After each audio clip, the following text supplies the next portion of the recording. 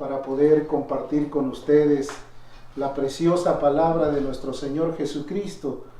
La verdad es un tiempo muy especial, es un tiempo en el que debemos de aprovecharlo como se merece, porque pues Dios es único y para nosotros es maravilloso el poder compartir brevemente la palabra de nuestro Dios. Yo le quiero pedir en esta tarde que por favor prepare su corazón, prepare su vida. Cada miércoles estamos compartiendo un estudio bíblico y esta tarde no es la excepción. También lo vamos a hacer con todo gusto, esperando que la bendición de Dios nos alcance. Y yo les invito a que permanezcan hasta el fin.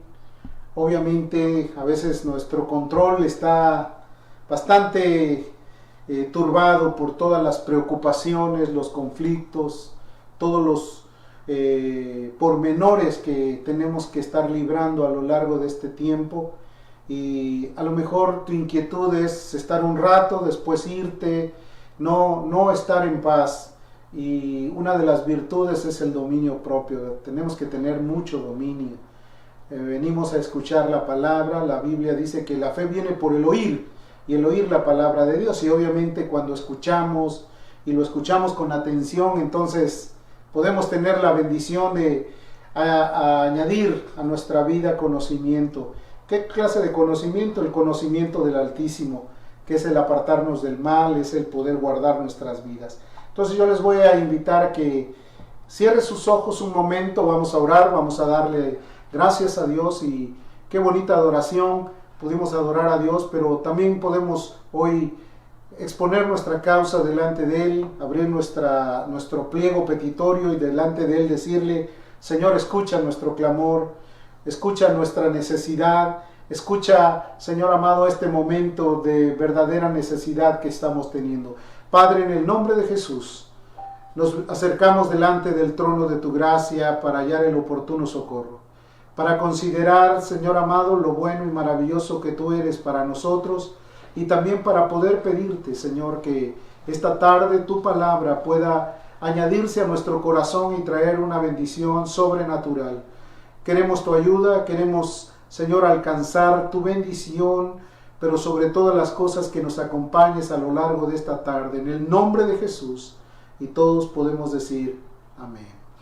Esta tarde yo te quiero compartir un tema: cómo se va a encontrar la iglesia antes de la venida del Señor. ¿De qué manera se va a encontrar el pueblo de Dios antes de la venida del Señor? Se está hablando mucho acerca de la segunda venida, hay señales inminentes, hay cosas que están sucediendo a lo largo de la vida del mundo, y sabemos que estas señales pues tienen unos matices proféticos o matices espirituales, porque están escritas en la palabra. Ya quedamos como advertidos, hay señales, hay trompetas, hay declaraciones del mismo Señor Jesús, y a esto se le llama escatología, que quiere decir enseñanzas acerca del futuro. Y esas palabras a veces son como muy rimbombantes, pero tienen que suceder. Tenemos que compartir el evangelio completo. ¿Qué quiere decir? Que de la misma manera que se habla del amor, de la gracia, del juicio, de la vida eterna, pues también es necesario hablar acerca de su segunda venida, porque los que amamos al Señor, los que hemos declarado nuestra vida sincera delante de Dios, esperamos con anhelo que Él regrese por los suyos. Estamos conscientes que los días que estamos viviendo son tremendos, pero también sabemos que Él tiene una promesa para cada uno de nosotros y queremos aguardarla con esperanza.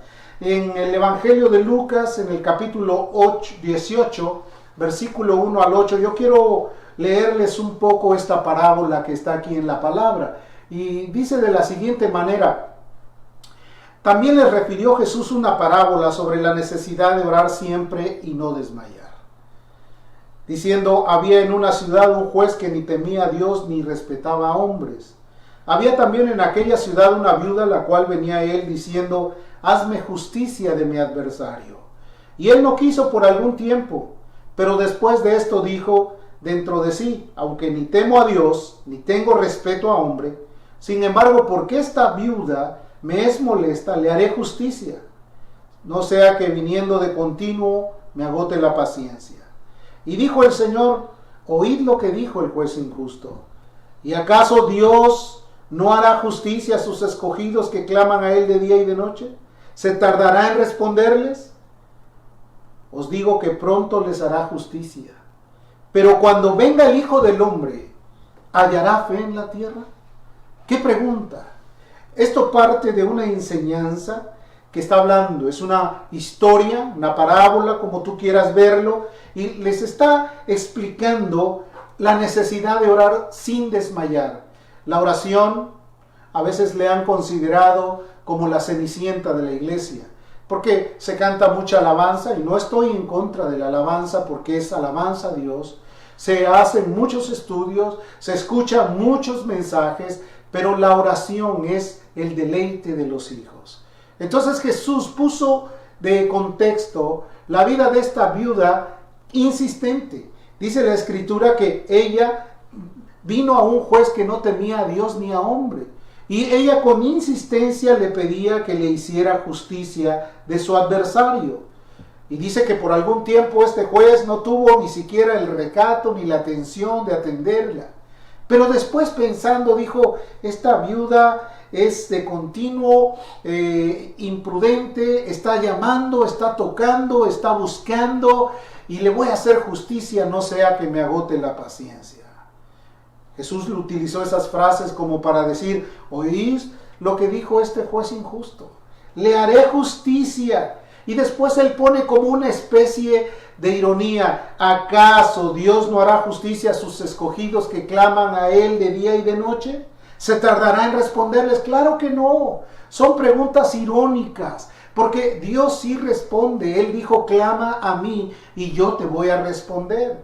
Pero sigue continuando la explicación y les dice, os digo que pronto os hará justicia a todos aquellos que claman de día y de noche. No tardará en responderles, estará dispuesto a traer una respuesta, pero hace una pregunta que queda como una eventual advertencia también para nosotros al decir, os digo, pronto les hará justicia, pero cuando venga el Hijo del Hombre, ¿hallará fe en la tierra? Es una pregunta inquietante, es una pregunta completamente bastante provocativa, es una pregunta que trata de redarguir el corazón de aquellos que leen esta parábola. ¿Por qué razón dice hallará fe en la tierra cuando el Hijo del Hombre venga? Obviamente se está refiriendo por la falta de oración, por la falta de preocupación, por la falta de búsqueda. Y quiero decirte que a nosotros nos alegra mucho que tú puedas estar aquí, que escuches. Pero hay algo muy importante, la palabra es para escucharla, pero nuestras decisiones son para ponerlas en práctica. Quiere decir que todo lo que oigamos, seamos pronto para oír, tardos para hablar, pero rápidamente dispuestos a expresarnos continuamente para que la gloria de Dios se manifieste plenamente entre nosotros. Es muy importante hablar de la segunda venida. Es demasiado importante. Sin embargo, hoy nos vamos a enfocar específicamente en las señales que estarán reflejadas antes de esa venida, antes de que Él regrese por su iglesia, que obviamente le espera.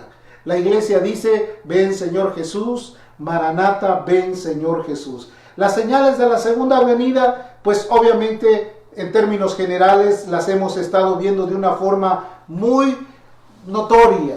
La novia, la iglesia debe de estar preparada, no debe de andar todavía buscando cómo arreglarse, sino debe de estar ya consciente que pronto ha de venir el esposo y se van a celebrar las bodas maravillosas del Cordero. En Mateo 24, el versículo 3 al 15, nos habla acerca de varias señales que manifiesta. Ya hemos hablado acerca de ellas y dice la Escritura que Él se sentó como todo rabino en el monte de los Olivos y abriendo la boca les enseñaba, les explicaba y les ministraba acerca de todas las cosas que iban a suceder. Y obviamente pues había mucha inquietud. Cada vez que hay una conferencia de prensa hay mucha gente que está dispuesta a preguntar y que sigue que cuáles señales serán estas, que habrá de esta manera. Obviamente Él no se demoró para demostrarles y para hablarles plenamente de todas las cosas que iban a suceder. Les dijo que vendrían muchas cosas y Mateo 24 lo explica en detalle. Yo sé que tú has leído Mateo 24 y si no lo has leído te invito a que lo leas. Por ejemplo, habla de guerras, rumores de guerras, habla de nación contra nación que se levantarán. También habla de que se entregarán a los tribunales a todos aquellos que caminan en la fe. También se habla que muchos tropezarán a causa de muchas malas obras que van a estar viendo. Quiere decir, va a haber un tropezadero tremendo de cristianos. También se levantarán muchos falsos profetas por el mundo a publicar enseñanzas, a hablar cosas que obviamente no tienen ninguna seguridad de lo que están diciendo. Simplemente por el momento van a tratar de atraer la atención de muchas personas como un viento de doctrina, trayendo a muchos cautivos para después hacerles quedar mal ante la presencia o la venida del Señor Jesús. También dice que se va a multiplicar la maldad y que el amor de muchos se va a enfriar. Eso implica violencia, implica manifestaciones, implica crímenes, implica toda clase de tumultos sociales que se van a estar desarrollando en los últimos momentos. Y yo creo que tú no eres alguien que estás ausente de todas las noticias que están sucediendo hoy en la faz de la tierra, que en las naciones del mundo hay inconformidad por causa de la pandemia. Se quiere que la economía se levante, pero también se tienen que obedecer las restricciones y la gente no sabe a veces cuál es la mejor elección, si morir con el coronavirus o ir en pos de la economía. Esto es algo que es incierto y no culpamos a nadie por este tipo de cosas. Simplemente estoy haciendo notorio todas las señales y los eventos que van a ser manifestados. Pero una cosa muy importante, el evangelio va a ser predicado a todas las naciones y yo espero que tú compartas las predicaciones que escuchas, los estudios que estás oyendo, los puedas compartir con los amigos, con los vecinos, con todos aquellos que son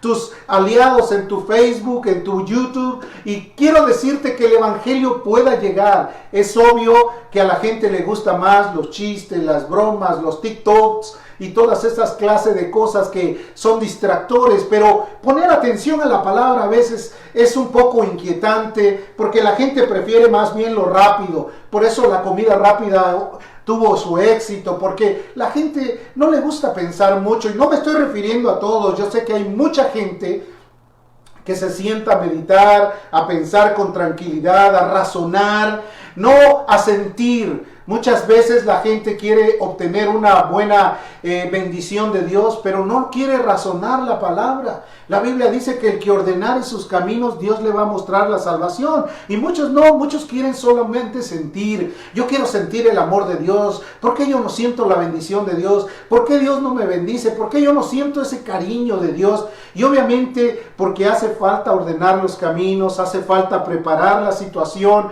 para que la gloria de Dios sea manifiesta y entonces las cosas se lleven a cabo de tal forma que pueda haber una bendición total para la vida del hombre.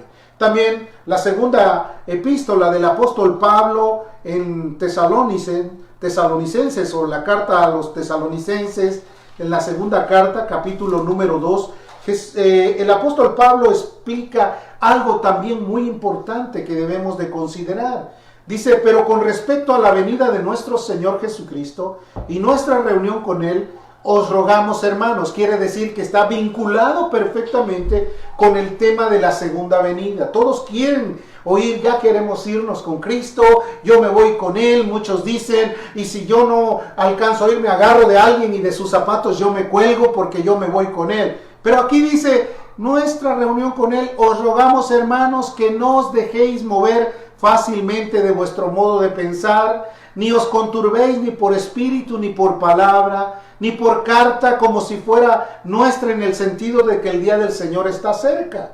Nadie os engañe en ninguna manera, porque no vendrá sin que antes venga la apostasía y se manifieste el hombre de pecado y el hijo de perdición, el cual se opone y se levanta contra todo lo que se llama Dios o es objeto de culto, tanto que se sienta en el templo de Dios como Dios, haciéndose pasar por Dios.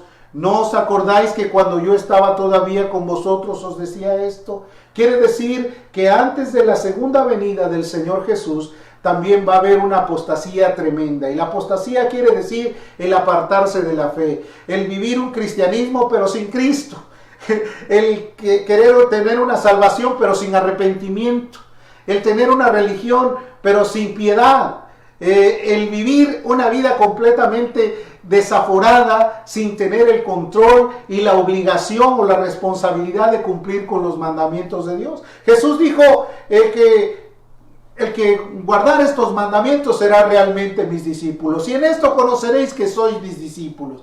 Quiere decir que los discípulos del Señor tienen que tener una característica, tienen que tener un sello, una manifestación, porque cualquiera hoy puede decir que es Napoleón, pero si tú te das cuenta, no cualquiera es Napoleón. Napoleón fue parte de la historia, ya pereció, ya pasó a otro término. Entonces, quiero decirte que ser cristiano tiene que tener ciertas características, cierto modo de vida, ciertas manifestaciones. Entonces el peligro es inminente, la apostasía, el momento en el cual la gente abuse de la gracia, la gente pierda la fe y la confunda por favores completamente fuera de lo normal. Entonces, una faceta diferente es la que vemos a través de las enseñanzas del apóstol Pablo a la iglesia de Tesalónica, que por cierto era una iglesia que se desarrolló en tiempos de persecución, así que para ellos no quedó mal ni entender esto. Ellos comprendieron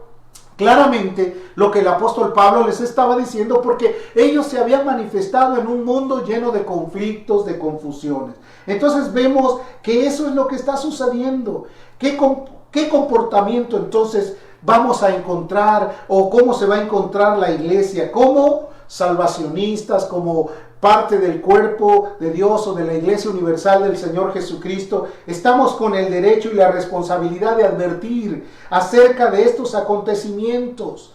Una cosa muy importante que yo quiero definir: la falta de fe es un sinónimo de incredulidad. Y hay una incredulidad pasiva. Esa incredulidad que dice yo creo en Dios, pero hace las cosas completamente diferentes. O aquella incredulidad agresiva que dice yo no creo en Dios, como dice el libro de los Salmos, dice el necio en su corazón, no hay Dios. Pero el más peligroso es la incredulidad pasiva, esa incredulidad que dice que quiere ir al cielo, pero vive como si estuviera buscando el infierno. Quiere la bendición de Dios, pero busca que las cosas se hagan a su manera, en un completo estado de egoísmo. Una falta de amor también. Esa falta de amor al prójimo, falta de amor a Dios, falta de amor a la iglesia, falta de amor a los hermanos. ¡Qué terrible! Cuando alguien dice yo soy cristiano, pero aborrece a su hermano. La Biblia describe con claridad que el que no ama a Dios no ha conocido a Dios, porque Dios es amor. Entonces, esa falta de amor es la interpretación que el Señor Jesús le está dando a sus discípulos que iba a suceder. Por haberse multiplicado la maldad, el amor de muchos se va a enfriar. Otra actitud que va a existir en ese periodo de tiempo antes de la venida del Señor: una ausencia del temor a Dios. En las últimas manifestaciones que se han visto a lo largo de la historia, hemos visto cómo ha habido saqueos, cómo ha habido cosas completamente degradantes, y mucha gente posiblemente diga yo soy cristiano, pero tuvo que participar en este tipo de cosas. Querido hermano, nosotros debemos de estar conscientes que el Señor está demandando algo muy importante: que nos convirtamos de todo corazón, que tengamos una plena comunión con Él, que el arrepentimiento de nuestra vida sea genuino para vivir plenamente identificados con el Cordero de Dios. También una religión sin el Espíritu Santo. ¿Te imaginas que una religión que es movida por normas, por movimientos solamente, por corrientes filosóficas, sin que el Espíritu Santo sea nuestro guía? Cuando la palabra de Dios dice que Él nos guiará a toda verdad y a toda justicia, que el Espíritu nos guiará a tierras de rectitud, que el glorioso Espíritu nos enseñará todas las cosas y que no tendremos necesidad de que nadie nos enseñe. Obviamente el Espíritu de Dios es lo más maravilloso, y Él vino para convencer de pecado al hombre. Y el Señor le dijo a los los discípulos, les conviene que yo me vaya, porque si yo no me fuere, no los enviaré el Consolador. Esa palabra Consolador es la palabra Paráclito, que quiere decir el compañero, el abogado, el que te va a fortalecer, el que te va a ayudar. ¿Cuántos no necesitamos la ayuda de Dios en estos tiempos difíciles? Que Él venga y que sea nuestro consejero, que sea el juez que nos dictamina cuál es la dirección que debemos de seguir, el que nos oriente para llegar a tierras de rectitud, el que nos bendiga con su bendición maravillosa, porque es santo y el Espíritu te va a llevar a lo santo, a la santificación. Conoceréis la verdad te enseñará y te hará libre. Una cristiandad sin Cristo, en donde la gente podría decir que es cristiana, pero que Cristo está ausente de sus vidas. Eso sería terrible, y eso es lo que está sucediendo. ¿Por qué me estoy refiriendo a esto? Pues estoy hablando algo que completamente tiene un impacto para todos los salvacionistas, porque allá por el siglo XVIII, hubo el fundador del Ejército de Salvación, William Booth, habló acerca de esto como una señal profética para el siglo venidero, que obviamente se cumplió prácticamente. Ahora, si el siglo pasado tuvo todas estas características, ahora te puedes imaginar cuando la tecnología, los distractores, todo está de una manera terrible para distraer a la gente. ¿Qué será el día de mañana, querido hermano? Un perdón sin arrepentimiento, que la gente dice ser cristiano porque siente que Dios es su Señor, pero no se ha arrepentido, que todavía sigue haciendo las cosas, que sigue viviendo de la misma manera, que no quiere convertirse, que no quiere rendirse a los pies de Cristo, sino que quiere vivir bajo su plena voluntad. Una salvación sin regeneración.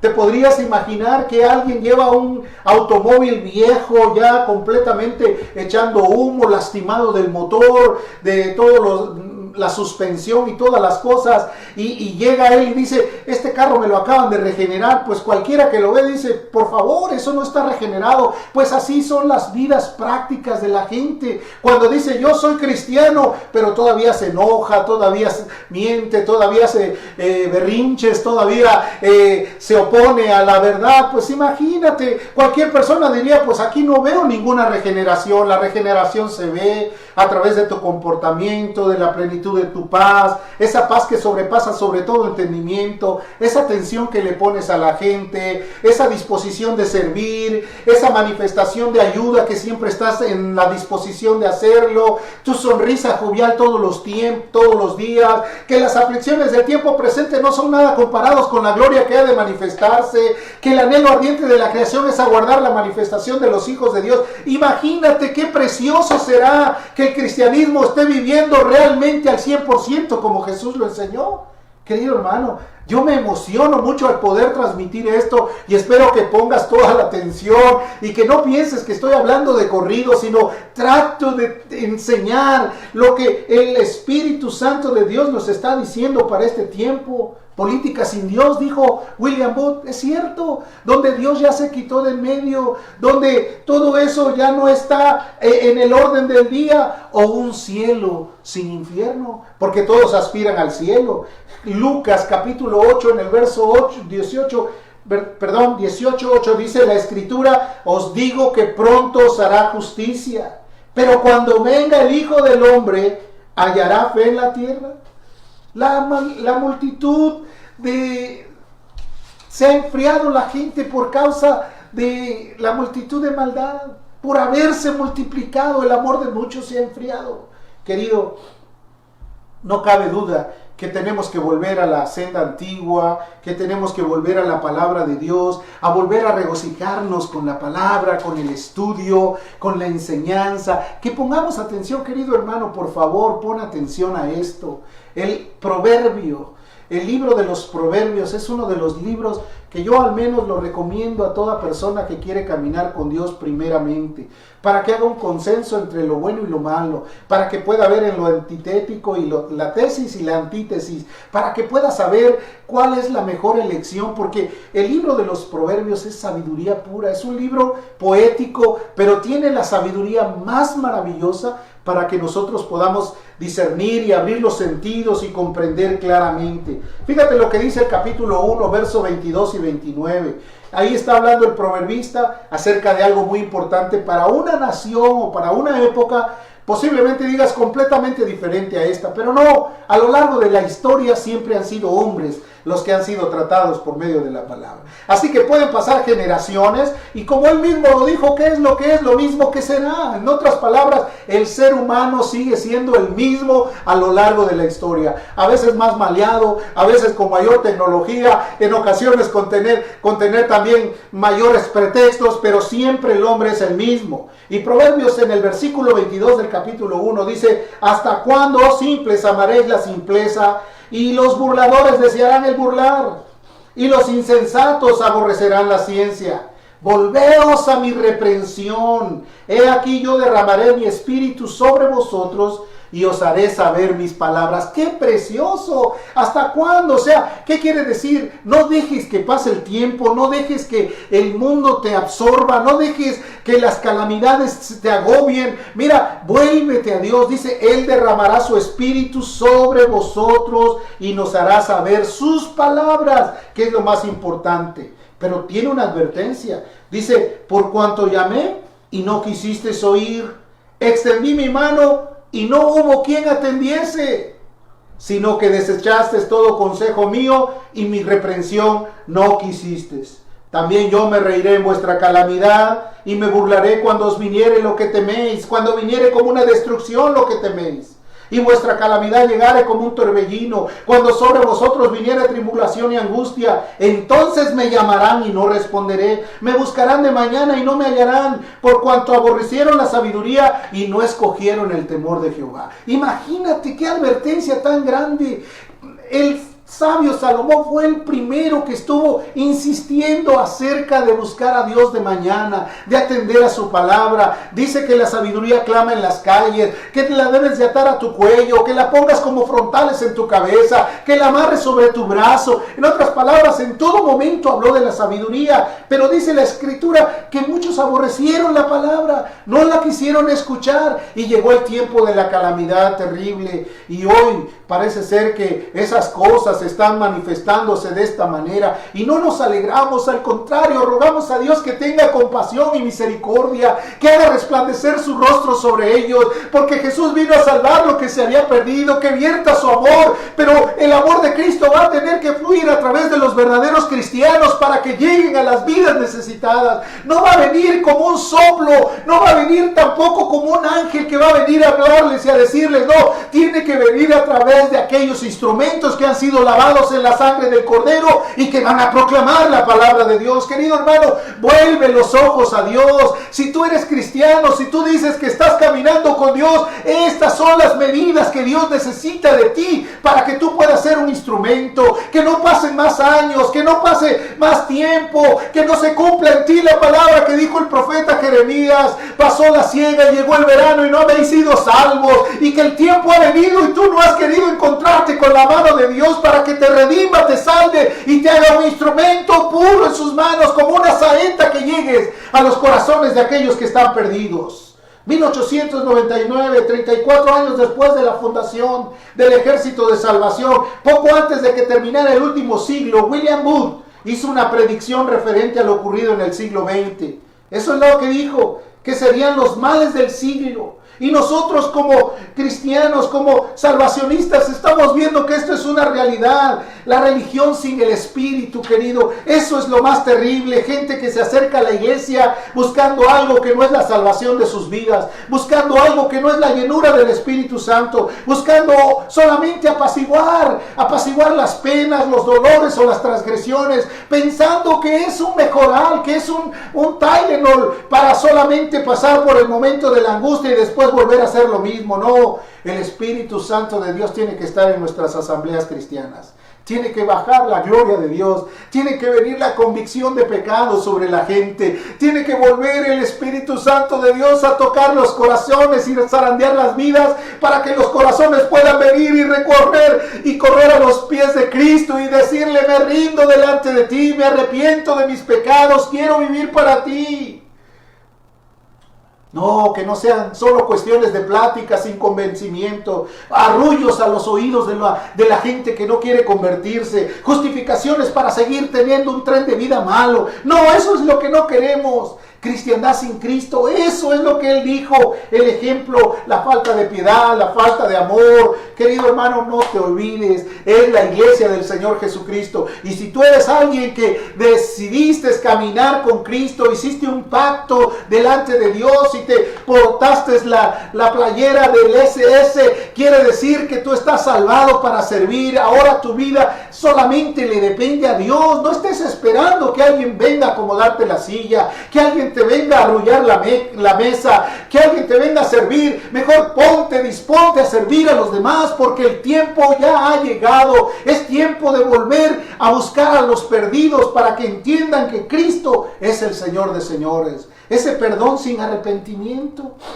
que la gente pues sigue viviendo igual, no quiere cambiar, y hay mensajes y se hacen ahora sí que completamente a prueba, pero a prueba de sermones. Escuchan el mensaje y ese ya me lo sabía. Escuchan otro mensaje, de eso ya había oído hablar. Y escuchan otro mensaje, ese mensaje no me gustó. Y siempre están a prueba de sermones. Ya no hay palabra que taladre el corazón, aunque la palabra es como martillo que quebranta la roca, es como espada que traspasa el corazón, pero ya se hacen como a prueba de sermones. Así como cuando venían a Ezequiel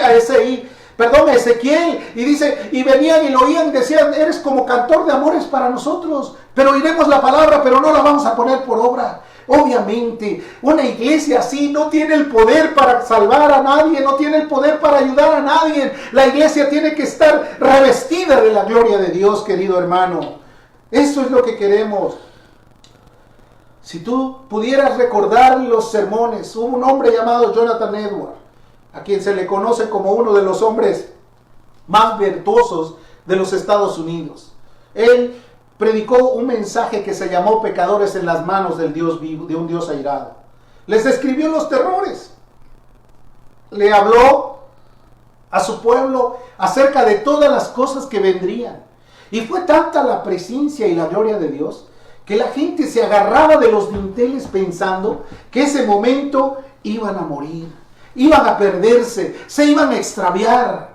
Y fue realmente un mensaje que comenzó el gran avivamiento en los Estados Unidos. Es necesario que vuelva ese avivamiento, que vuelvan a salir todos aquellos a las calles a proclamar la verdad de Cristo, a hacer notorio el nombre de Dios. Pero gran diferencia, hoy parece ser que hay otro tipo de gentes. Hechos capítulo 8, en versículo 9 al 19, nos habla de un hombre no con las características de William Booth, ni tampoco con las características de Jonathan Edwards.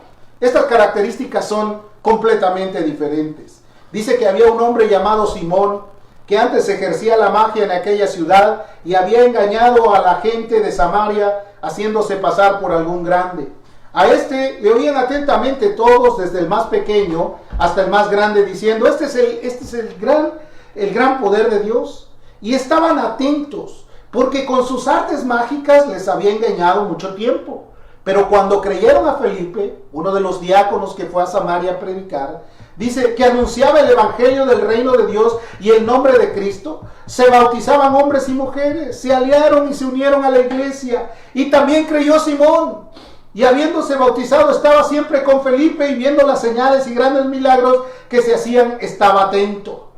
Dice, cuando los apóstoles que estaban en Jerusalén oyeron que Samaria había recibido la palabra de Dios, enviaron allá a los apóstoles Pedro y Juan, los cuales, habiendo venido, oraron por ellos para que recibieran el Espíritu Santo, porque aún no había descendido sobre ellos, sino que solamente habían sido bautizados en el nombre de Jesús.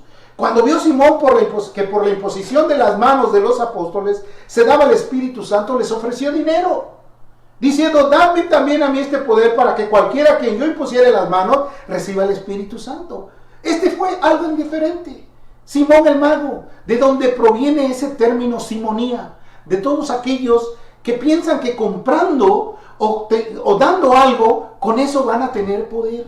y que engañan a la gente, pero que no están convertidos, que a medio mundo visitan, le hacen, le quieren enseñar, le dicen esto, ponen en contrariedad a toda la gente. Esos son los Simones, los magos. Quieren comprar con dinero las cosas que solamente se dan por gracia a través del Espíritu Santo y a través de un verdadero arrepentimiento. Pero como no hay arrepentimiento ahí, entonces quieren coaccionar a Dios, como decir, me voy a ir por el camino corto, le voy a soltar algún soborno para ver si entonces Dios se apiada de mí, y entonces al comprar yo ciertas cosas, entonces me van a poner atención, y entonces yo voy a ser uno grande. Es un Simón el mago. Entonces, qué gran diferencia. Por haberse multiplicado la maldad, el amor de muchos se enfriará, porque entonces, esto es lo que habla la apostasía, el hombre de pecado y el hijo de perdición, y se sienta en los lugares donde está Dios, de tal manera que se hace pasar por uno de los grandes, como dice la Escritura en segunda de Tesalonicenses. Entonces vemos que es gente que quiere vivir una salvación, pero sin regeneración. Entonces nos formulamos las siguientes preguntas. La primera sería, ¿reconoces tú el plan de Dios? ¿Sabes que Él vino desde el cielo? Dios, viendo al mundo necesitado, desde el cielo envió a su Hijo amado para que viniera al mundo a salvar a los que se habían perdido, y que desde su nacimiento sufrió persecución, no encontró lugar donde nacer, fue perseguido en sus primeros años porque Herodes quería matarlo. Después llegó a una edad en la cual empezó a crecer en gracia para con Dios y para con los hombres. Se presentó ante los magistrados en el templo, disertaba con ellos acerca de las cosas que su padre le había enseñado, y la gente se asombraba de él. Llegó a la edad en la que empezó a ejercer un ministerio, y el ministerio fue glorioso porque fue preparado por un hombre llamado Juan el Bautista, que lo preparó el Señor para enderezar el camino. Y cuando Juan el Bautista lo vio venir, dijo: he aquí el Cordero de Dios que quita el pecado del mundo. Escogió a los que él quiso, los preparó y les compartió la palabra y las enseñanzas, participó de su vida con ellos. Uno de ellos era el diablo, que después lo entregó, y después de esto sufrió persecución. Lo llevaron ante los magistrados, después ante los infieles, y ahí lo juzgaron. Los romanos lo golpearon, lo lastimaron, lo hirieron, hicieron toda clase de daños.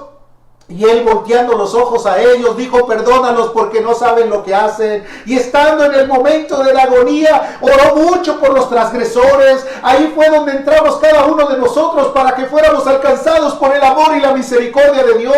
Esa bondad tan grande que sus expresiones de amor fueron oraciones compungidas, de tal manera que él sudaba hasta sudores, gotas de sangre. Querido hermano, ese es nuestro Señor Jesús. No podemos darle la espalda en medio de este tiempo tan terrible.